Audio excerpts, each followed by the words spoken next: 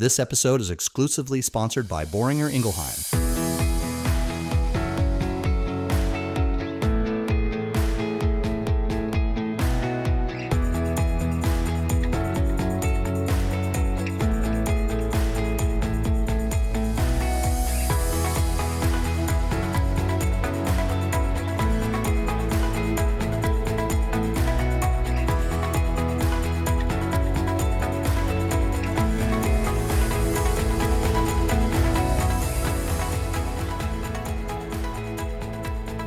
Good morning, Tom. How are you?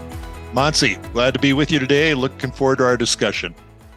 Very good. Hi, Gordon. It's good to see you as well. Good to see you, Monsi, Tom, and our guest also, who you'll introduce shortly, Monsi. Yes. We want to talk about a topic that I think is very relevant and timely for the swine industry. As you know, at the last House of Delegates for the U.S. SHIP, the Swine Health Improvement Program, a resolution was brought forward to help move the needle to control endemic disease in a much more coordinated way. To talk about that and more, and specifically to discuss PED, porcine epidemic diarrhea, we have invited Dr. Pete Thomas at Iowa Select. Pete is the Director of Veterinary Services for Iowa Select Farms, and he's also part of a newly created task force on PED elimination that has been put together by the ASV, the American Association of Swine Veterinarians. Welcome, Pete. Hey, thanks for having me, Monsi. It's very good great. Good to see you, Gordon. Good to see you, Tom. It's great that you could join us today. So before we get into the details of what we want to talk about for PED, perhaps first tell us more about this initiative that you are involved with at the ASV, the Task Force on PED Elimination. Tell us, give us some background and where it's going. Yeah, you bet. So the ASV commissioned a task force back. I think our first meeting was back last winter, and really what they were looking for is putting a committee together that included practitioners, vaccine or infectious disease research, and kind of try to combine practitioners, production system expertise, and really look at developing this task force to be more of a short-term initiative. I think the stipulation was no more than 2 years, and then with a very specifically defined set of goals. And then the goal would be then at the end to hand that off and kind of sunset our responsibilities and look at how we could hand that off to a body that could move that further down the road. So, Pete, why PED? I mean, give us some of the background of why do we even want to eliminate PED in a farm? I think probably looking at both from an individual farm and from a system perspective are probably two different things. But from individual farms, I think, from a sow farm standpoint, if we live with that disease as an endemic disease, it continues to affect our production in terms of how the piglets are doing in the farrowing house, and then downstream, how the performance of those pigs during the nursery phase of disease and that growth that lingers on to affect their market weights, mortality, all those things. And I think where we see most of it nowadays is on the wean to market side. And so in the finishing sites, you'll get disease into a finishing site, either during grow out at some point or during marketing. And during the cold times of the year, not only does that impact that specific group, but it can still linger in those facilities and impact the next group of newly placed wean pigs that might have come in negative. But now that virus is still there and potentially causing problems. What brings a group like the ASV together to make a decision that we want to explore the potential elimination is two things. One is the desire that the disease or infectious agent is significantly still impacting performance. And the second is that we have the tools now to consider ways to eliminate the virus from not only farms, but systems, from regions. And so that's the exciting news that I see right now, is that, number one, we've got a disease we don't have to deal with anymore if we put our minds together and figure out a way to work through that. And we'll talk a little later here, Pete, that you've got that kind of information already available from what's happening within Iowa Select in your system. Along those same lines, I know when PED first came about in 2013, 2014, I think there's a lot of work done on biosecurity when it comes to how we run our facilities, how we manage different visitors to our facilities, and that biosecurity trying to avoid tracking that disease around. As everybody knows, it's a very infectious disease, low amount of virus to infect the population. But a lot of those practices we put in place have been good for other diseases as well. And so when you look back like at TGE, those two viruses don't really have cross protection for each other. But the last case of TGE in the United States, it was diagnosed, was 3 years ago now. It was in 2021. So we think actually through some of the practices already put in place to try to control PED, we may have already eliminated TGE from the U.S. And PED might be a good disease if you think about to get started too, right? Because it was widespread when it first came in 2013, as you said. But many farms are already negative, or many systems. So it makes sense to in some way tackle those that are still positive, and that then they are at risk because they could infect the packing plants, and the packing plants, when the trucks come, may spread it back to the production systems. Could you tell us a little bit of your strategy about how do you deal with PED in your system? In 2013, 2014, that was actually shortly before I came to Iowa Select. That's, kind of the year when PED spread through the U.S. And so you guys can correct me if I'm wrong, but I believe something like that winter, 40% of the herds in the swine, sow herds in the U.S. were infected with PED that winter. And so it became pretty common throughout the entire U.S., became pretty endemic throughout the entire U.S. And so Iowa Select was no different. Obviously, our pigs, we have 245,000 sows now. At the time, I think it was 160, all located in the state of Iowa for the most part. And so they're surrounded, in some of the most pig dense places of the U.S. And so when we decided to manage PED moving forward, we went down the route, like I think a lot of other producers did, where we were going to acclimate our gilts to it. We felt like there's very limited amount of strain differences, or, pretty good cross protection between the two main strains that there were. And so we started acclimating gilts. Now, of course, that presents challenges. You run the risk of those gilts potentially infecting your herds. You definitely impact the health of those gilts from a negative standpoint. But we felt like, didn't know if we could keep it out with how we saw it spread like wildfire back in 2013, 2014. I think we've learned a lot since then, and about, in terms of what works to keep disease out. You can see yourself being able to do it in a lot of other parts of your system. And so about 2.5 years ago, we quit acclimating our gilts to PED, and we decided to take our entire sow base back naive. Now, we've had a couple hiccups, and we've had, I think, in that 2.5 years, we've had 4 of our sow herds break, but we've been able to get them all cleaned up very quickly. I think within 16 weeks of the original break, we didn't have any positive tests coming back out of there. And I think that's testament to a lot of what we've learned over the years as we've learned how to manage that disease and learn how to eliminate that disease from our sow herds. You presented some information at the latest United States Swine Health Improvement Plan House of Delegates meeting, where we had great discussions on this whole topic of PED elimination and control. And you guys had a break rate back in 2018-19 in your wean sites of 20%. And now in this fiscal year you're in right now, you're at 2%. So, that's amazing. Your sow farm's break rate is like you said, is went down tremendously. Your marketing break rate went from a high of close to 40% down to just over 5%. You are doing things that I would assume are starting to make a significant difference in how you guys perceive that disease impacting your production.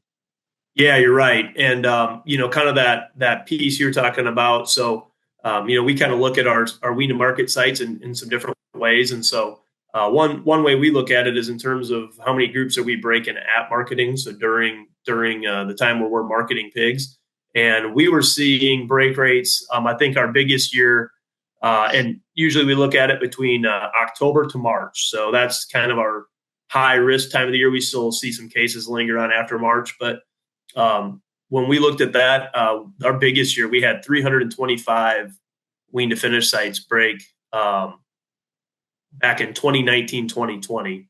And most of those, the vast majority of them were breaks due to pigs being contaminated at the time of marketing. So more than likely dirty trailers was our hypothesis, coming back, as Monsi mentioned, from the packing plant or from one site that carried PED pigs to another, and those trailers weren't getting washed. But we ran from 2018 through the winter of 2022, 2023. We ran anywhere from about a 25 to about a 35% break rate on those. And so we know we were having a lot of breaks on those weed to market sites. And, really what we decided to do last winter was wash all of our market trailers, every load. And we knocked that down to about a 5% break rate last year. So huge. I think when we look at our total number of sites we broke during marketing, it was actually about an 11x reduction in new breaks. So pretty big reduction. Well, that's a huge improvement when you think about that. So that shows the investment of biosecurity for transport biosecurity, isn't it? Do you have to clean the sites differently, or your regular cleaning protocols, all in, all out, are also? Did you change anything on that? No, we did that as well, and I think part of that is when you go to a producer and you ask them to do some extra steps on cleaning and all these things, they have the ultimate trump card they can pull out and say, "You bring me a dirty trailer every time when you take my market hogs. Yeah. Why should I?" So I think part of the investment in that trailer washing and that biosecurity was to say, "Look, we're serious about this. We expect everybody to be serious about this. We're taking all of our biosecurity, whether it comes to transmission of PED, whether it comes to transmission of PRRS, any other disease. We want to take our biosecurity to a different level. And in order to do that, we have to show everybody who works with our pigs that we're serious about it." And that was probably the biggest thing we could do that is transparent to those people to show them we're serious. But yeah, when it comes to cleaning sites, we do wash inspections. So we've got a crew that will go and actually work with the wash crews and do some inspections. And also our finishing supervisors will do inspections. And then, of course, focusing on disinfection. And then we come through and whitewash, which is a very visual, high pH, kill virus due to the pH, but also very visual. You can see the coverage of that whitewash. And I think a couple areas that sometimes we forget to focus on are like the office at the site, making sure that office is clean and disinfected. And then some of the areas around the perimeter of the site, maybe the doors just outside the site, the dead box and those kinds of things. So yeah, big focus on making sure those sites have good extra cleaning. Great. So you've gone from the farm to the system. So now help us to put it in the context of the program, the U.S. SHIP program. The resolution was basically the U.S. SHIP worked together with the ASV task force and the pork board to look at development of a program that we could vote on, hopefully in a year, that would be able to be implemented by U.S. SHIP, and we would hand that off, and they would kind of take that program and run with it. So that's really where the two things intersect is, we're trying to get to a point where we can demonstrate that this is feasible, what the prevalence is, what tools do we have, are there examples of people being successful, and then hand it off. And then U.S. SHIP will work within their framework to determine the next steps for elimination there. So, Pete, congratulations on your success of your program as evidenced by your data. That's great work, and thank you for sharing the data. The answer to your question, Monsi, of about 10 minutes ago is, why does a producer want to get rid of PED, this pathogen? Because we knew a world without it before 2013, and we want to return to that world.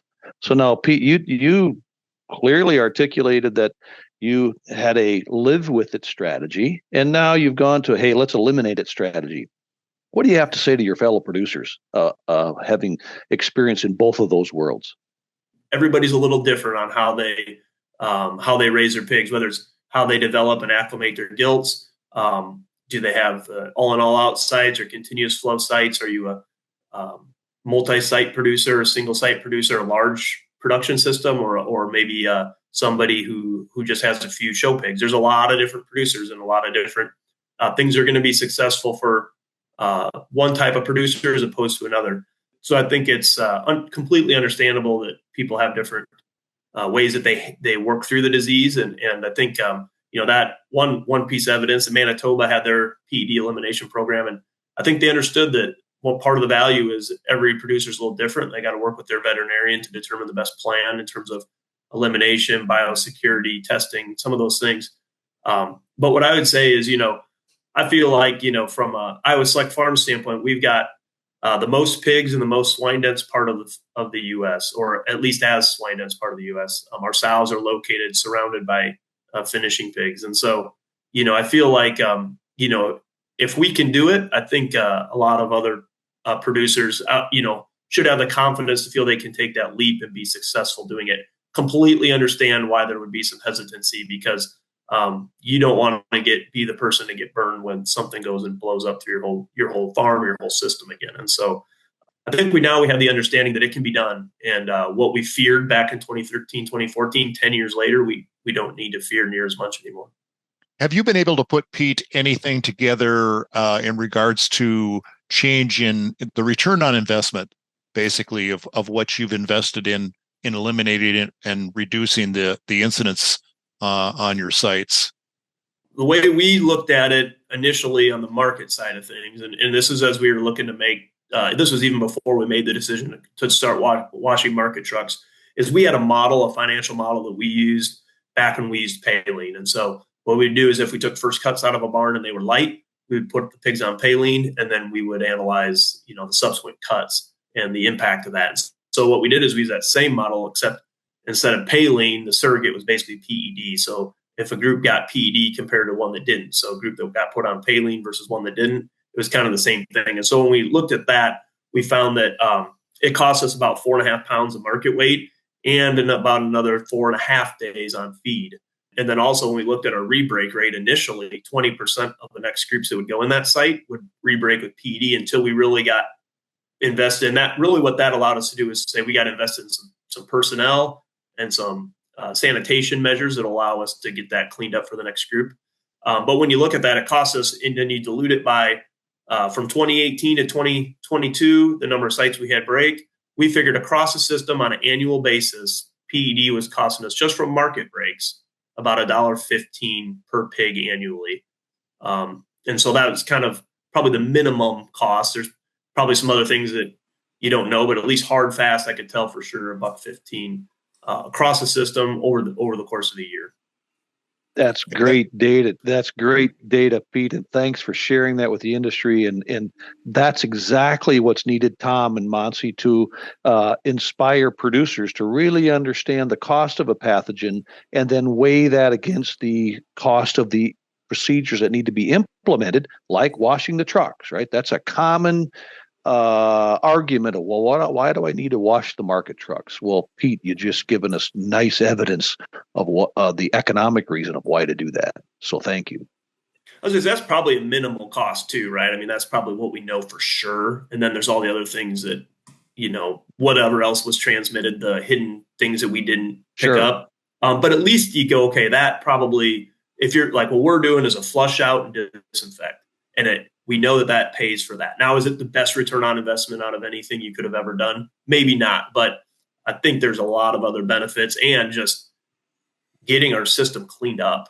There's a huge benefit to what that means in terms of risk to our sow farms, in terms of confidence in our site managers that when they're doing chores on their market hogs, biosecurity is important. So.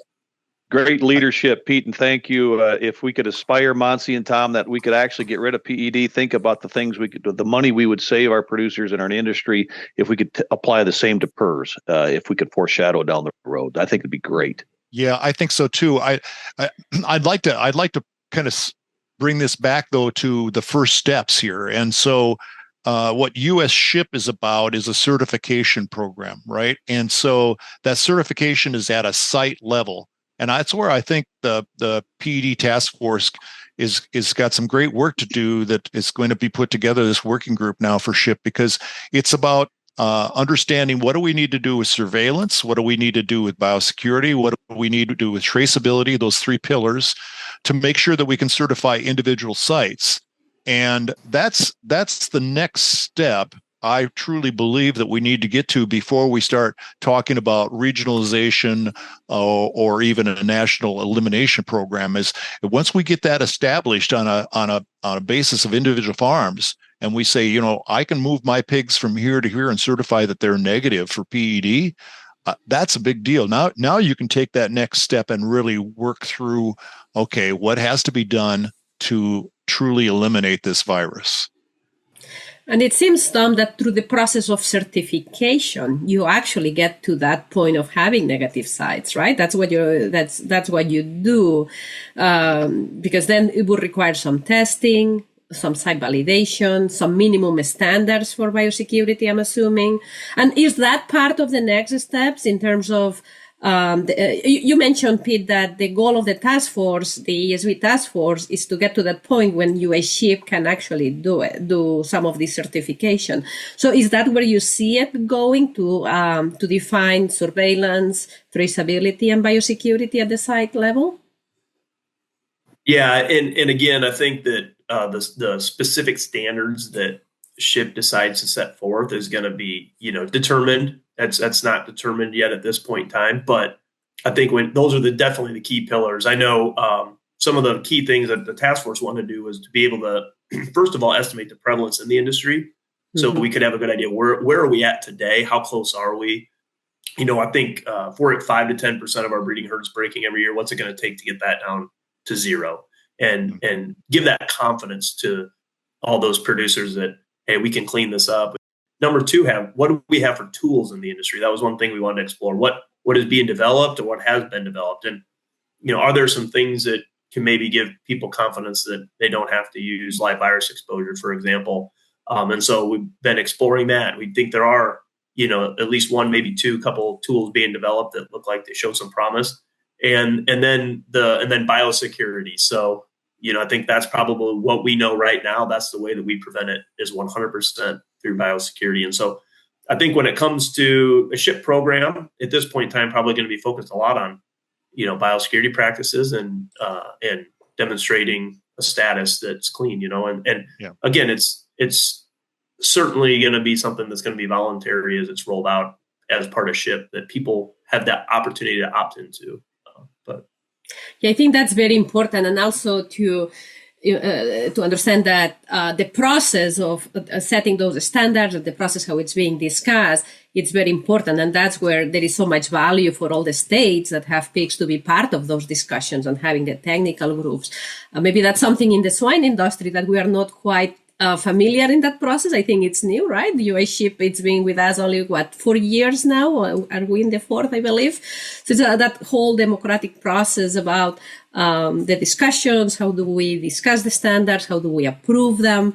I think that there is a lot of potential there. And understanding, to your point before, that each site might be different, or you need individual biosecurity practices for each site. So understanding that I think it will be very important as well. So I think we're getting towards the end of this recording. Pete, any last thoughts that you want to share with the audience? I think the exciting thing for me is I think we've got a disease that we know impacts producers. It costs a lot of producers, especially in parts of the world that are swine dense, and like you said, there's reservoirs at packing plants, there's reservoirs at sale barns, and it's a disease that costs us all emotional time with our pigs. We know it costs us pig. We don't like to see those things infect our herds, and it's one that costs us money as well. But I think the great thing about this is it's a disease that we know that can be eliminated from states, provinces, from large production systems, and so it's one that we can tackle. It's definitely doable, and I think that it's something if we coordinate as an industry, I think it's something we can do without as much pain as a lot of people think there might be involved with it. So I think it's a good time to start moving the train down the tracks on this disease.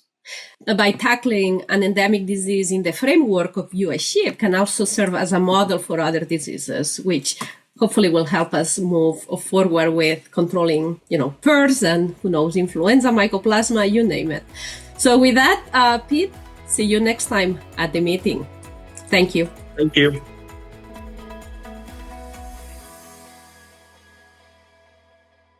This episode is exclusively sponsored by Boehringer Ingelheim. The views, opinions, or positions expressed are those of the speakers and may not reflect those of any other organization.